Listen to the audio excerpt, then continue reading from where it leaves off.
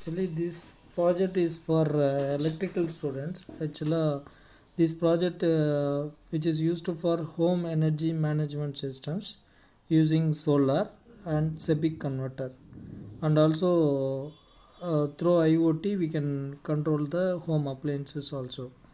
So here the what we have done is, so we are taking the voltage from the solar and we are using the Sepic converter. That Sepic converter which is used for boosting purpose.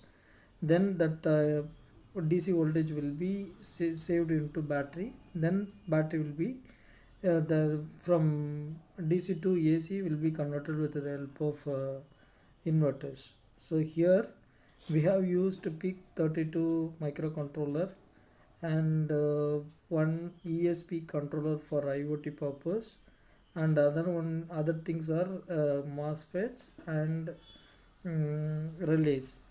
So here we are taking the input from the transformer.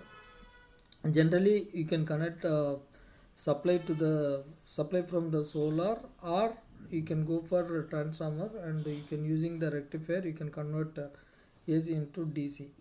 So this circuit, the CPU fan is there, no, inside there is a two MOSFET controller is there, and one primary coil also is there, so which is nothing but it's a Sepic converter.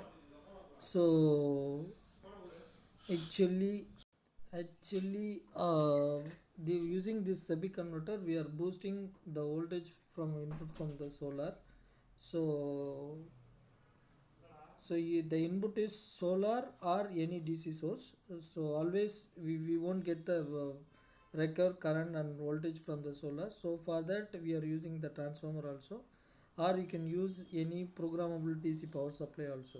So if you give 12 volt input, you can able to boost using the Sepic converter with the help of this circuit. So that output will be stored into battery, or you can invert and you can use it for the home appliances.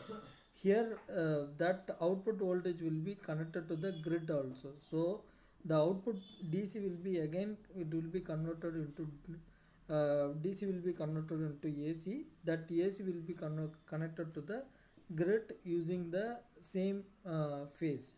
So 50 hertz frequency, and that will be that is the output where you can connect the CRO and you can see the sine waves.